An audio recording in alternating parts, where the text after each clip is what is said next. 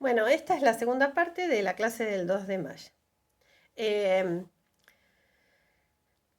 Vamos a apelar a una propuesta que nos hace un filósofo italiano que se llama Espósito y que diferencia, según la etimología, la communitas de la inmunitas.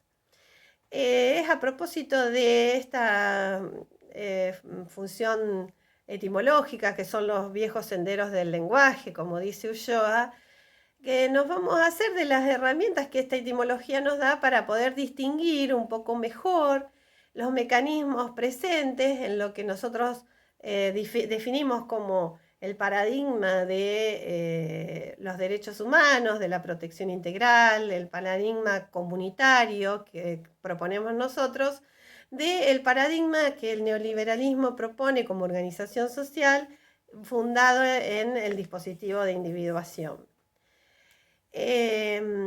Dijimos en la primera parte que muchas veces se apela a la función de la comunidad en relación a una propiedad común. Y Espósito nos plantea lo común no como propiedad. Y hace una distinción entre lo común como propiedad, que vendría a ser algo así como la infiltración del sentido de propiedad privada que oferta la organización del Estado neoliberal, ¿no? Porque la propiedad privada es un eje central, un concepto central de la organización de los estados neoliberales. Y entonces él plantea, a través de la etimología de lo común, algo que no tiene que ver con la propiedad privada, sino que representa tres acepciones relacionadas con lo que se llama el munus. O sea, lo común vendría de munus, y estas tres acepciones relacionadas con lo común son el onus, el officium y el donum. Onus y officium aluden al deber de forma explícita. Es una obligación, una función, un cargo, un empleo, un puesto. El donum apunta más al don, a algo que no es obligatorio, pero que se da. Se da no como obligación. Entonces, en ese sentido, el munus como don particular tiene o produce un sentido de reciprocidad o mutualidad entre los comprometidos que forman una comunidad no en una propiedad, sino en un deber, una falta o una deuda, una carencia, una prenda en su acepción jurídica, un don a dar. Entonces, siguiendo esta etimología, Espósito nos propone que lo común no es lo propio, sino justamente lo impropio. Lo que ya no es, lo que por ser dado, yo ya no tengo. Y entonces participa eso común de una ausencia de identidad, de una impropiedad radical, dice Espósito. Lo interesante de esta propuesta es en lo que se refiere a la constitución subjetiva, que ustedes a lo mejor visitaron algunas teorizaciones que tienen que ver con el don, con el potlatch y con la función que el don tiene en relación a la falta en la estructura del sujeto. El sujeto no es. El sujeto, en todo caso, es lo que se constituye en relación a esa posibilidad de constituir el don, de hacer funcionar la falta en relación al don, a justamente lo que no tiene, que va a ser algo así como la fuente del deseo. el psicoanálisis nos brinda entonces la oportunidad de pensar esto común como el donadar y como la posibilidad de que esa impropiedad radical sea justamente la que pueda constituir un lazo no perentorio, no permanente, pero un lazo que procure comunidad, organización comunitaria. En contraposición con esta condición del don en relación a la comunidad está el concepto de inmunitas. El concepto de inmunitas referencia a lo propio y Espósito nos dice que el inmune es justamente el ingratus, el que no tiene deuda. El individuo, el que de alguna manera se constituye prescindiendo de la alteridad. Entonces, lo que vemos es que esta conceptualización nos permite visibilizar o pensar mejor cuáles son las condiciones del sujeto y la alteridad que procura una organización comunitaria que no esté basada en lo común como la propiedad privada, sino en lo común como la falta constitutiva de los sujetos, que los hace deudores de un don, pero también depositarios de ese don.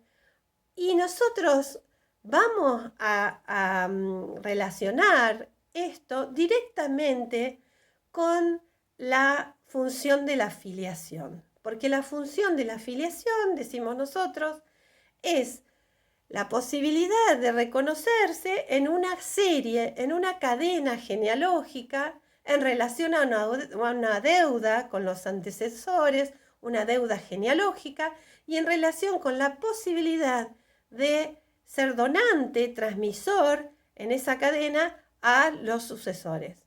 Entonces, parte de esta concepción que nosotros complejizamos de la relación de la comunidad es esa condición de transmisión del saber, aún inconsciente, esa condición del lazo que constituye al sujeto y al otro al mismo tiempo, y que en la conceptualización del individuo como alguien separado o prescindente del otro, no existe.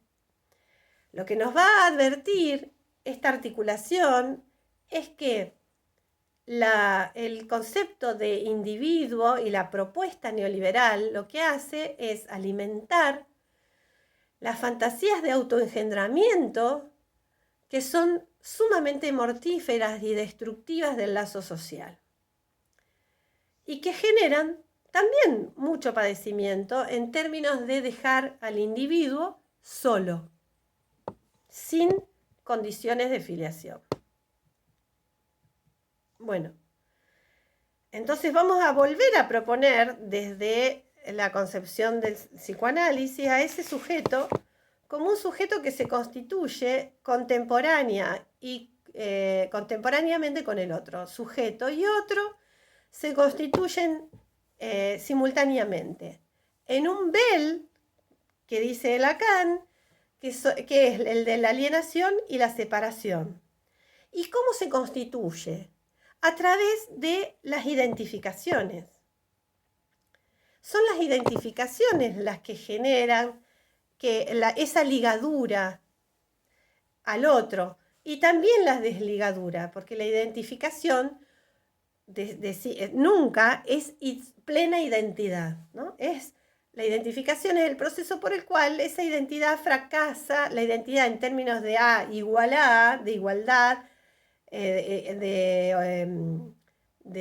elementos, esa identidad en el sujeto humano no se produce nunca.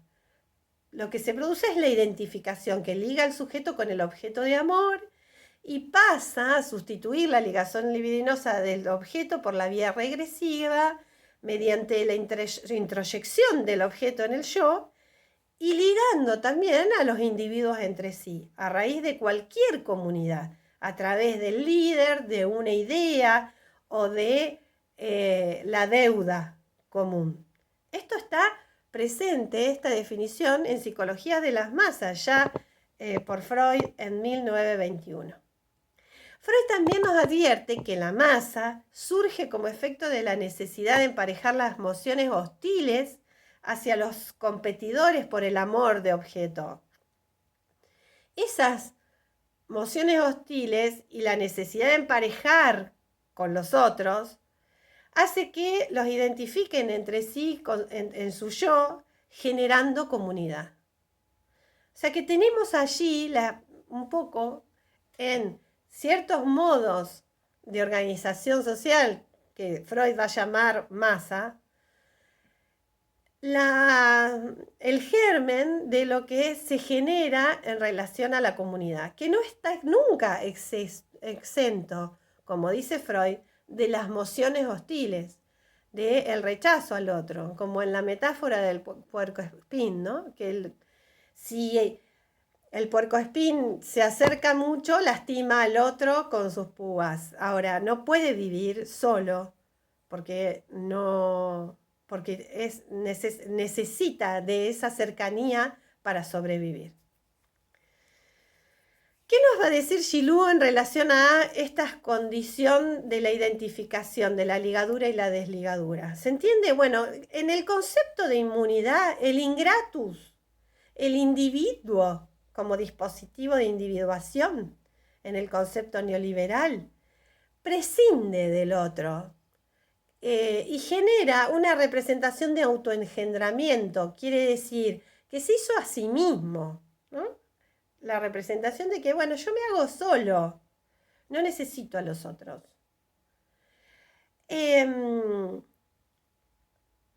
Ahora, eso es una representación ficcional que genera consecuencias psicológicas, que tiene consecuencias psíquicas.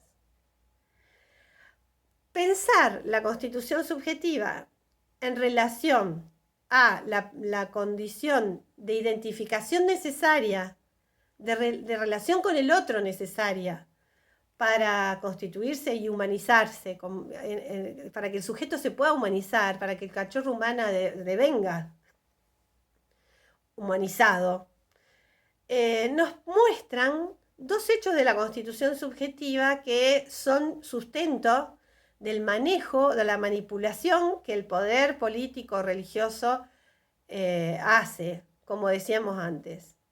El poder político religioso intenta ofertar formas de seducción al sujeto, pero hay hechos de la constitución subjetiva que lo hacen propenso a esa seducción.